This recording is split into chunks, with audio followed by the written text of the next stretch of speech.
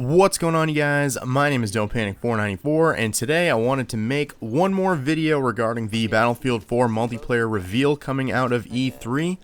Now that the dust has kind of settled and a lot of the wild speculations have kind of slowed down, at least, we do have a lot more definitive answers. A lot of the questions we kind of had before were answered during the reveal, which was kind of surprising to me, to be honest.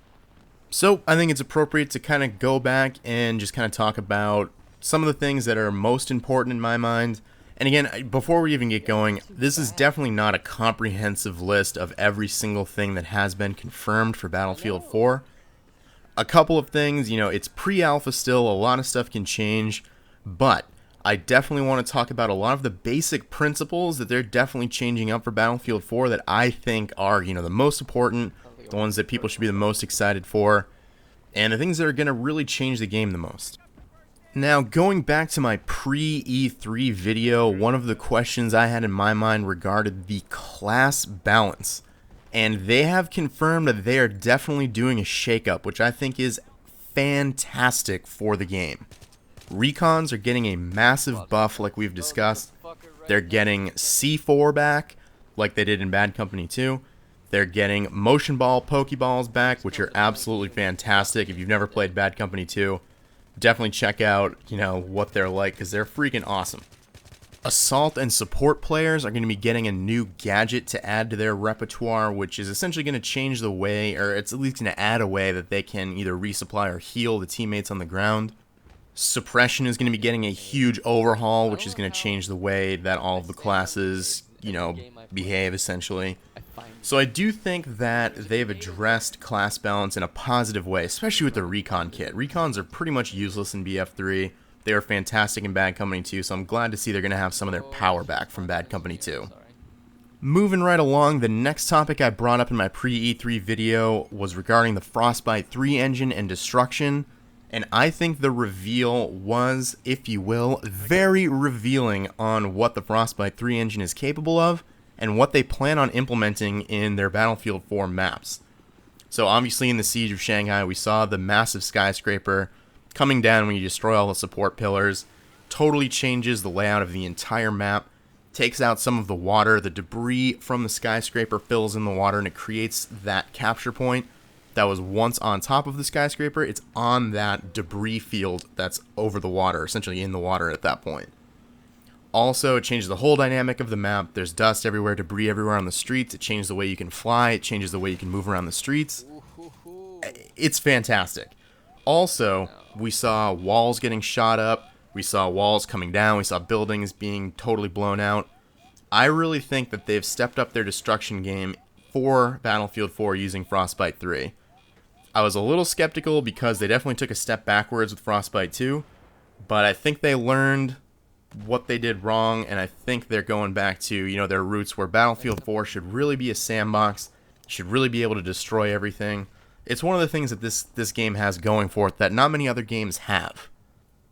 The last topic that I brought up in my pre-E3 video that I wanted to touch on regarded launch maps and game modes. We're kind of just speculating on, what we're going to see. There were a lot of new game modes introduced in Battlefield 3 that really, pair well with specific maps, but not all maps. For example, Gunmaster is not that fun on the larger Aftermath maps, but it's super fun on the close quarters maps.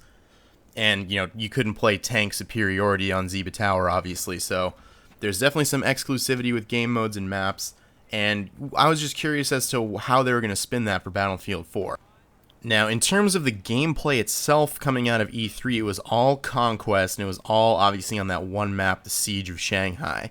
However, Daniel Matros, one of the multiplayer developers at DICE, said that they were going to up the amount of game modes in Battlefield 4. He wasn't giving any specifics. I know one of the interviewers asked him about possibly a water superiority mode or a sea superiority mode, and Daniel Matros kind of just laughed and just repeated himself that there are going to be a lot of new game modes in Battlefield 4. So it was slightly addressed, but not directly addressed. I think that hopefully they're going to have maps that play well with all game modes. So obviously they'll have to scale it for some, or most likely at least they'll have to scale the maps for different game modes. But hopefully you'll be able to play all of these new game modes on all of the maps. That's something that I'd really like to see. So those were my pre-E3 questions that I think were addressed from the reveal, and I'm really satisfied with what I'm seeing so far.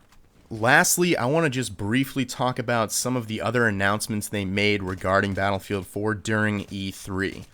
First of all, the two big ones, Spectator Mode is coming to Battlefield 4, which is going to be huge for the game, especially in the esports arena, and Commander Mode is coming back to Battlefield 4. That was a huge surprise to me. I did not expect that. I think it's going to be awesome. It looks cleaner and sexier than it has ever been before. I think it's really cool the way that you can actually do it from a tablet. I think it's cool that you can't be a player on the ground and be a commander. You know, before, if you were a commander in like Battlefield 2 or 2142, you would have to go and hide in a building, pull up your commander screen, do your commander work, you know, hope you don't get knifed or shot by somebody, and then, you know, go back to playing the game. I think this edition is going to be nothing but positive to the gameplay of Battlefield 4. Also, VoIP is finally coming to the PC platform, so you won't need to type to your teammates in order to coordinate your attacks anymore.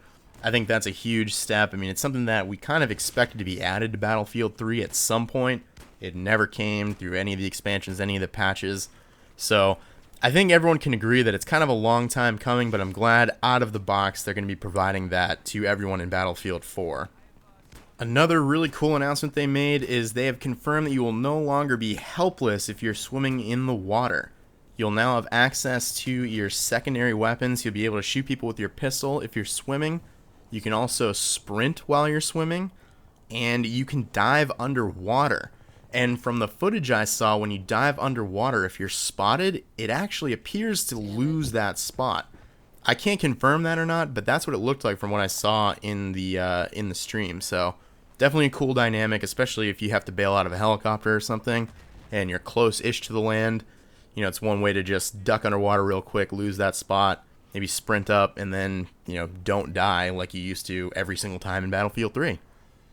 So, obviously, ton of information. This was just scratching the surface on some of the things that I thought were, you know, the most important or the ones that stuck out to me the most.